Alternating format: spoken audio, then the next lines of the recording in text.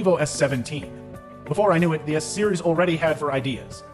S17 is the 10th generation of the S series. What impressed me most about this collection was the look and the photography.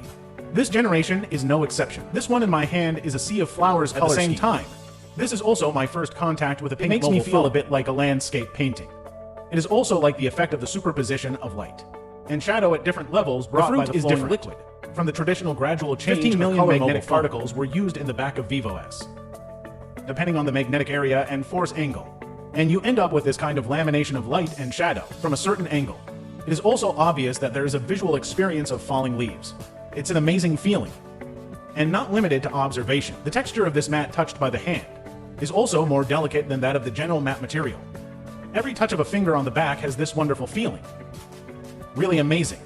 This phone is very thin, only 7.46 millimeters. Weight control at 186 grams, and because it is a curved screen, the S17 feels great to hold.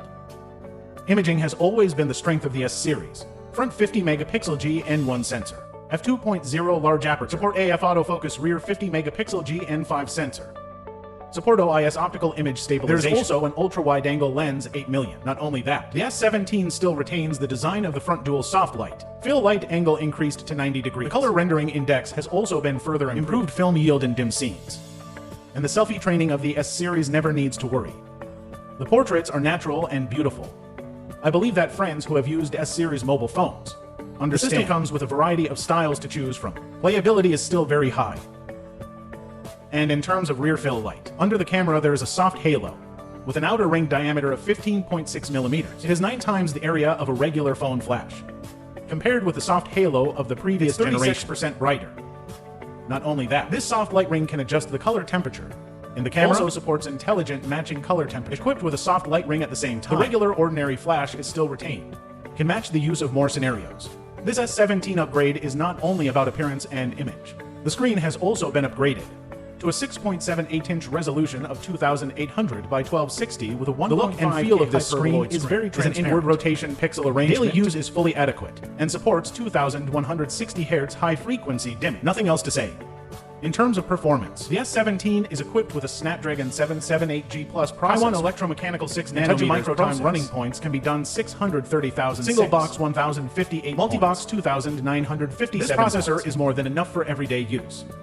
In terms of entertainment, we tested the national mobile game. The maximum in the game can only be opened to 90-pin mode. During the game, the whole process is full of operation. Average needle rate 90.71. The phone is only a little warm. It's perfectly fine to use it for Honor of Kings.